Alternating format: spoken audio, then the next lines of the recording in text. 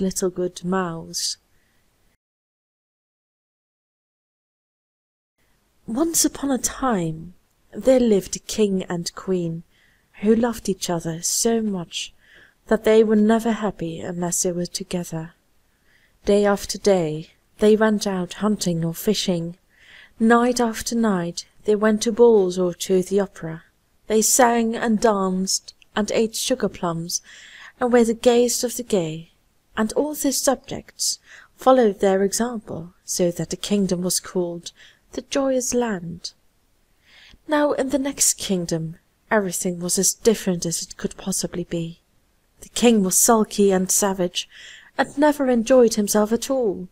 He looked so ugly and cross that all his subjects feared him, and he hated the very sight of a cheerful face.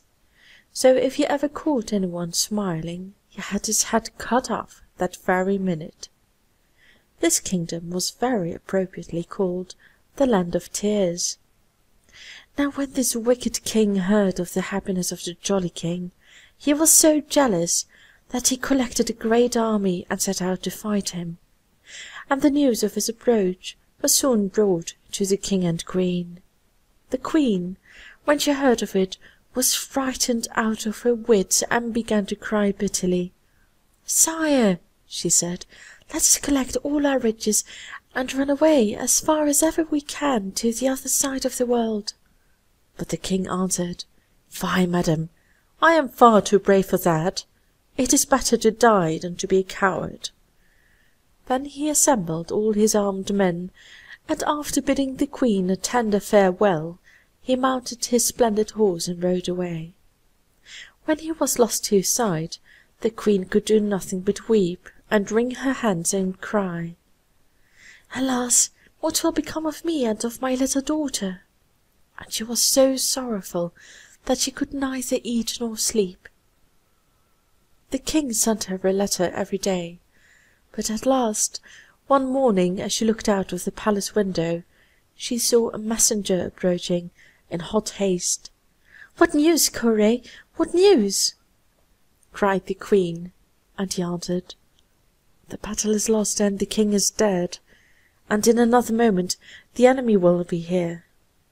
The poor queen fell back insensible, and all her ladies carried her to her bed, and stood round her weeping and wailing. Then began a tremendous noise and confusion, and they knew that the enemy had arrived, and very soon they heard the king himself stamping about the place, seeking the queen. Then her ladies put the little princess into her arms, and covered her up, head and all, in the bedclothes, and ran for their lives. And the poor queen lay there shaking and hoping she would not be found. But very soon the wicked king clattered into the room, and in a fury, because the queen would not answer when he called to her, he tore back her silken coverings, and tweaked off her lace cap, and when all her lovely hair came tumbling down over her shoulders, he wound it 3 times round his hand, and threw her over his shoulder, where he carried her like a sack of flour. The poor queen held her little daughter safe in her arms, and shrieked for mercy, but the wicked king only mocked her, and begged her to go on shrieking, as it amused him, and so mounted his great black horse, and rode back to his own country. When he got there, he declared that he would have the queen and the little princess hanged on the nearest tree, but his courtiers said that seemed a pity, for when the baby grew up she would be a very nice wife for the king's only son. The king was rather pleased with this idea, and shut the queen up in the highest room of a tall tower, which was very tiny, and miserably furnished with a table and a very hard bed upon the floor. Then he sent for a fairy who lived near his kingdom, and after receiving her with more politeness than he generally showed, and entertaining her at a sumptuous feast, he took her up to see the queen. The fairy was so touched by the sight of her misery that when she kissed her hands, she whispered, "Courage, madam, I think I see a way to help you."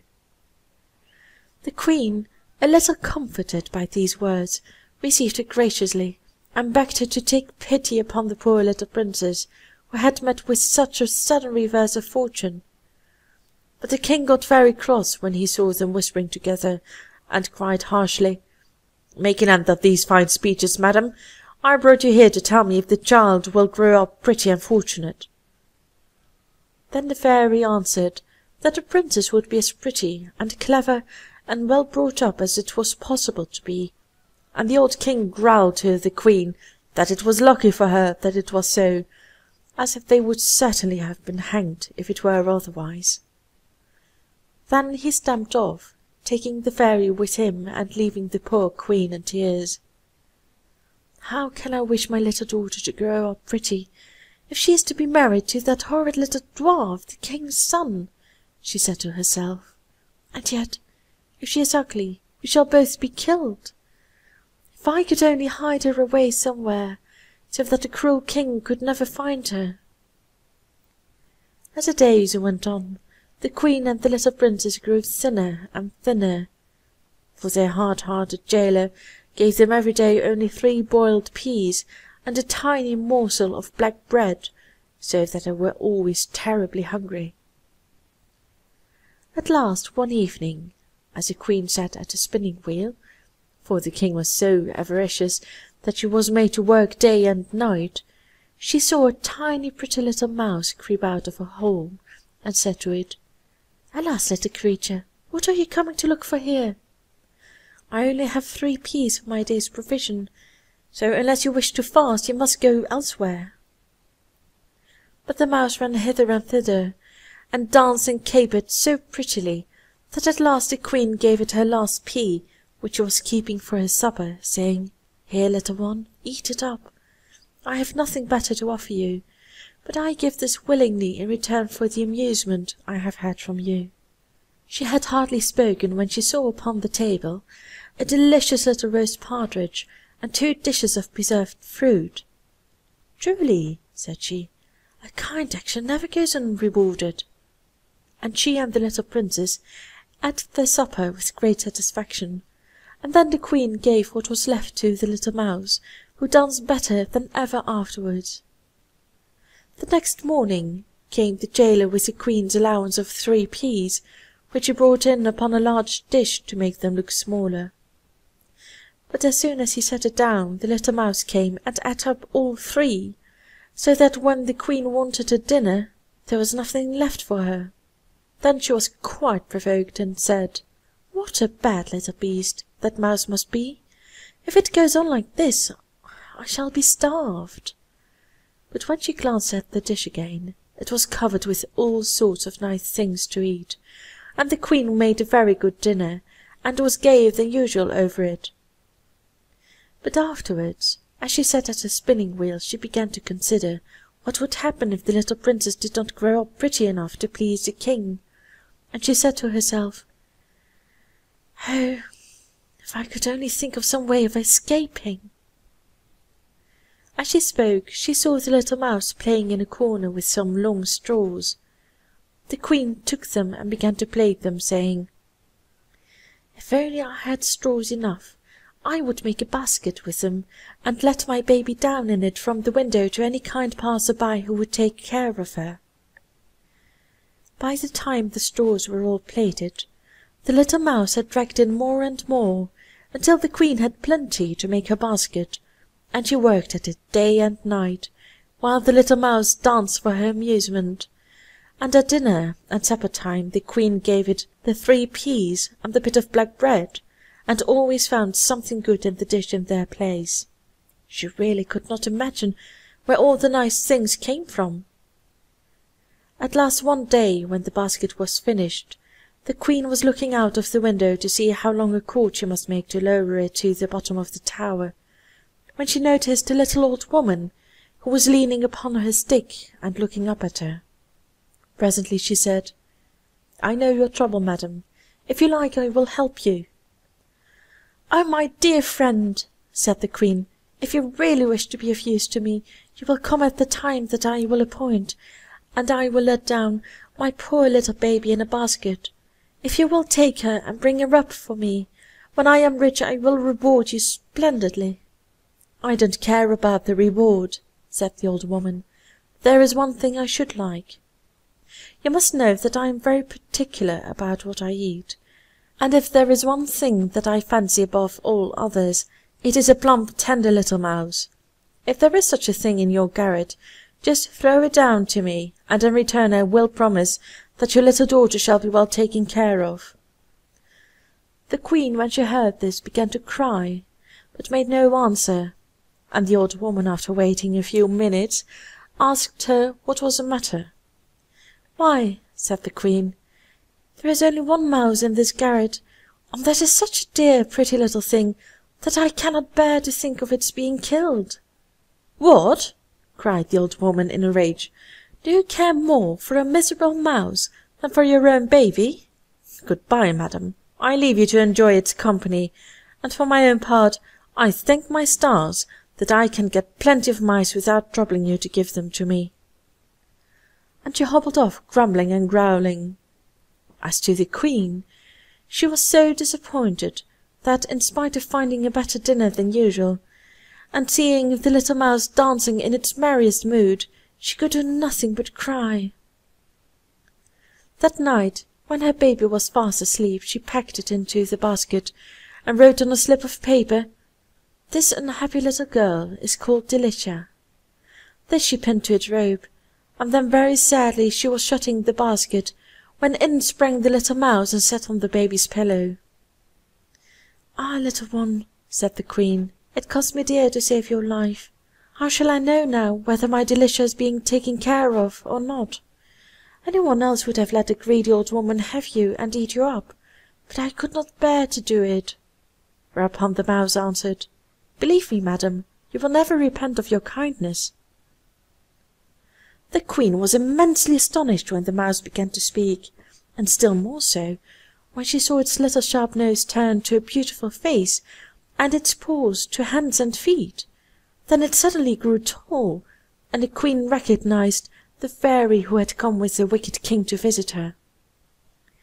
The fairy smiled at her astonished look and said, "I wanted to see if you were faithful and capable of feeling a real friendship for me, for you see we fairies are rich in everything but friends, and those are hard to find."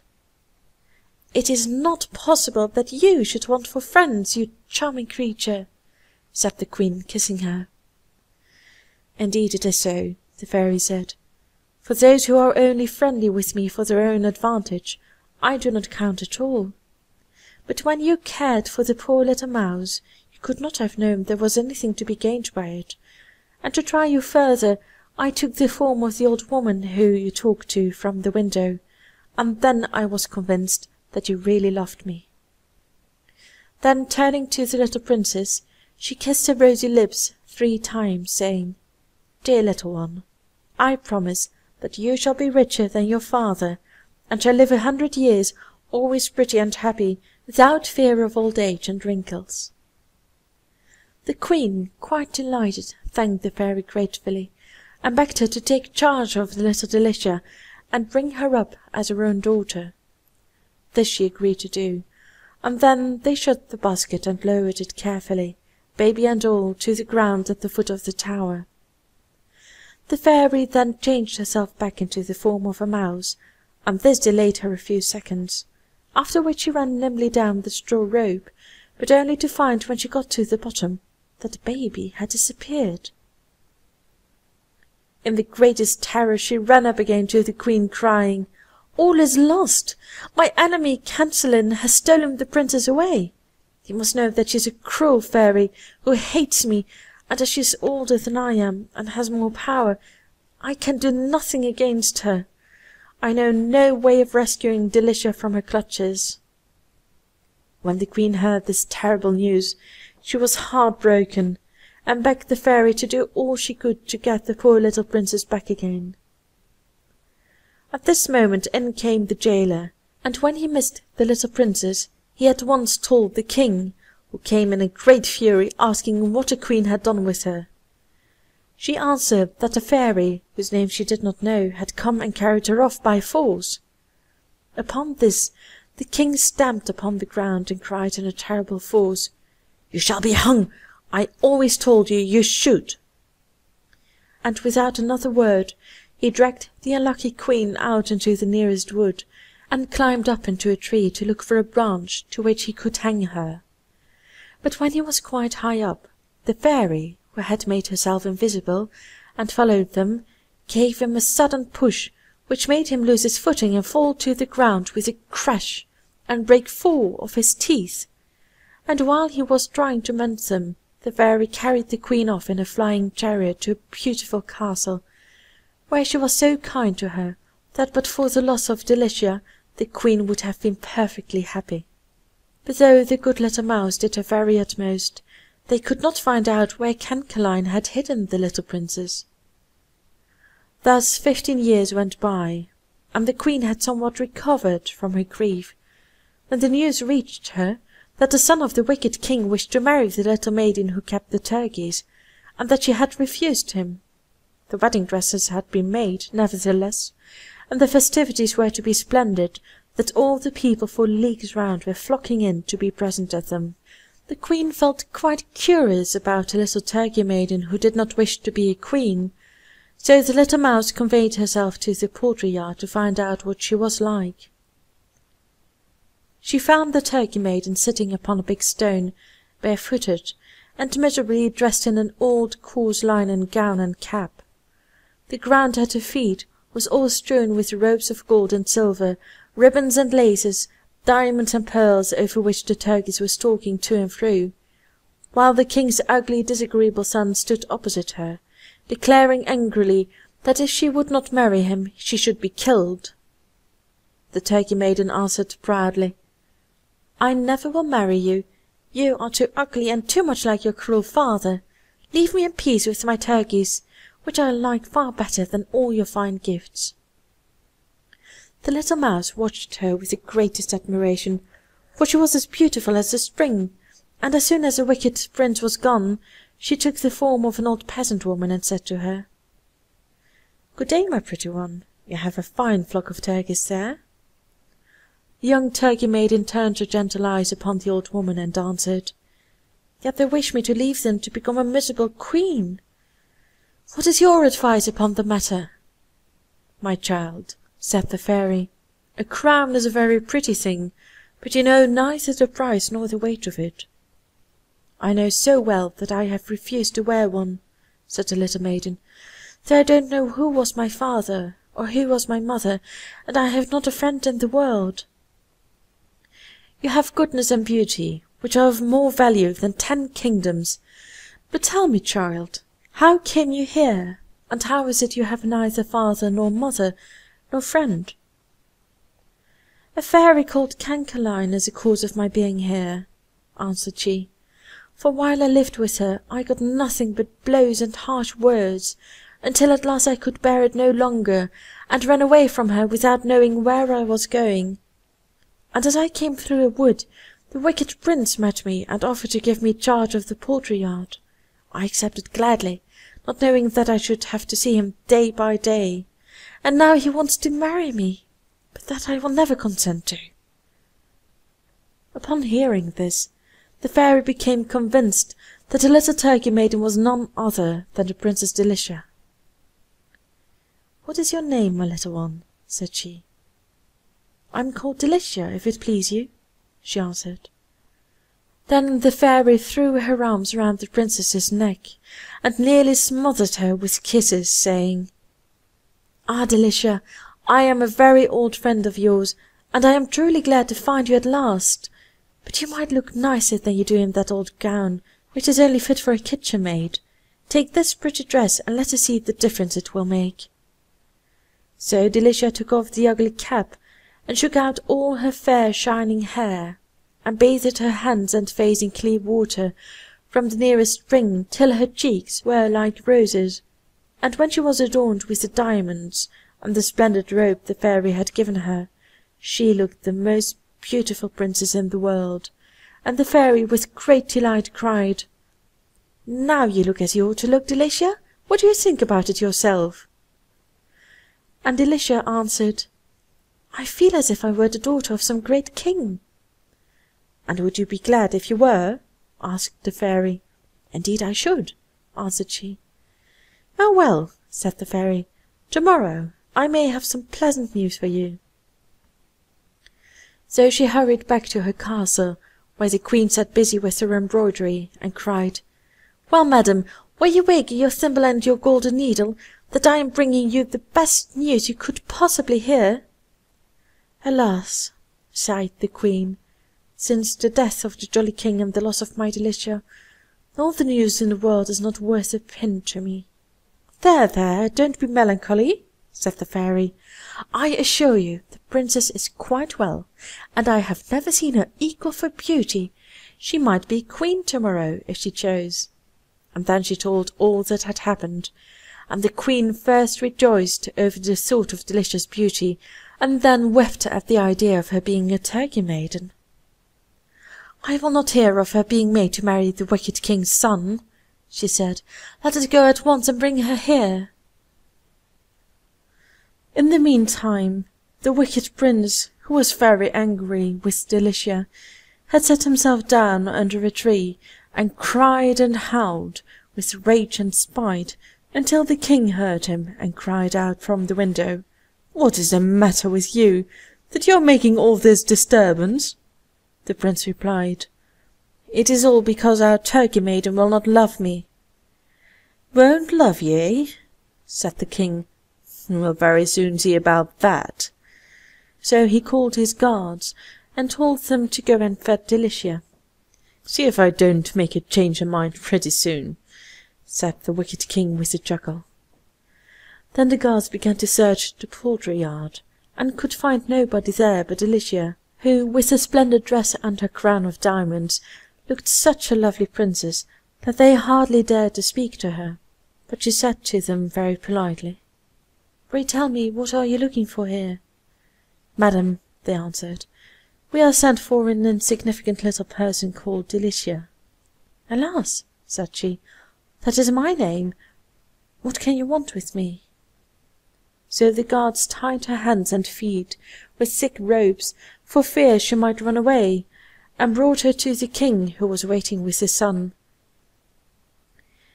When he saw her, he was very much astonished at her beauty, which would have made anyone less hard-hearted sorry for her. But the wicked king only laughed and mocked at her and cried, "Well, little fright, little toad, why don't you love my son, who is far too handsome and too good for you? Make haste and begin to love him this instant, or you shall be tarred and feathered."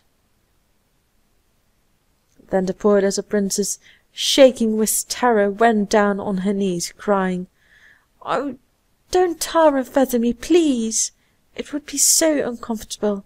Let me have 2 or 3 days to make up my mind, and then you shall do as you like with me." The wicked prince would have liked very much to see her tarred and feathered, but the king ordered that she should be shut up in a dark dungeon.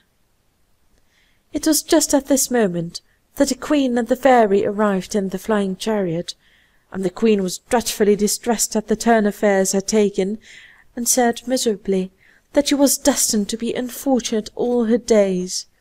But the fairy bade her take courage. "I'll pay them out yet," said she, nodding her head with an air of great determination.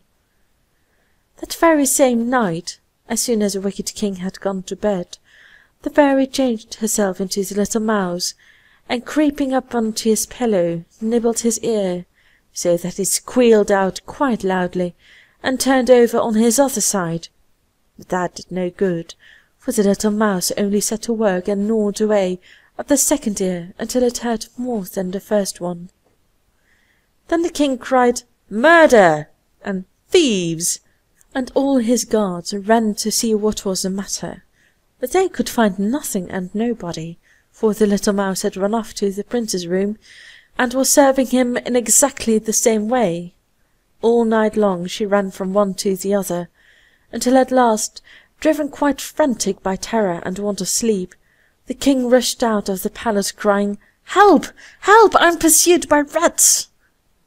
The prince, when he heard this, got up also, and ran after the king, and they had not gone far when they both fell into the river and were never heard of again. Then the good fairy ran to tell the queen, and they went together to the black dungeon where Delicia was imprisoned. The fairy touched each door with her wand, and it sprang open instantly. But they had to go through 40 before they came to the princess, who was sitting on the floor, looking very dejected.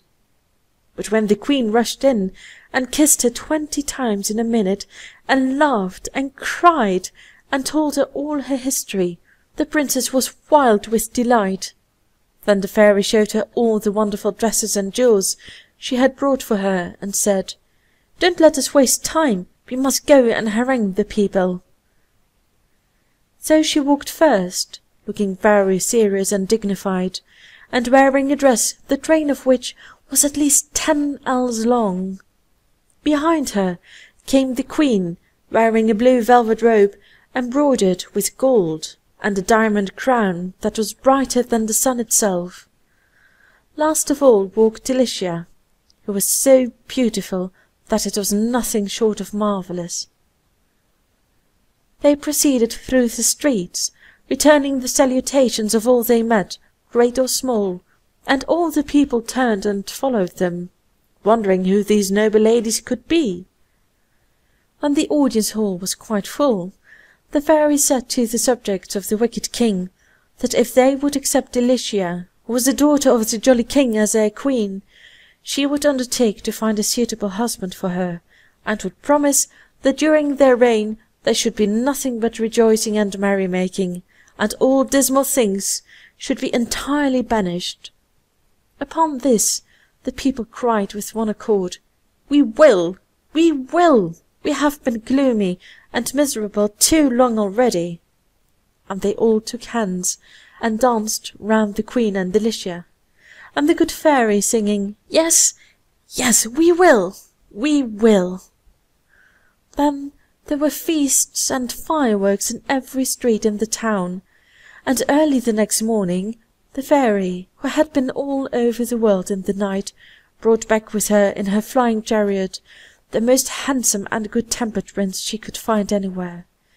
He was so charming that Delicia loved him from the moment their eyes met, and as for him, of course he could not help thinking himself the luckiest prince in the world.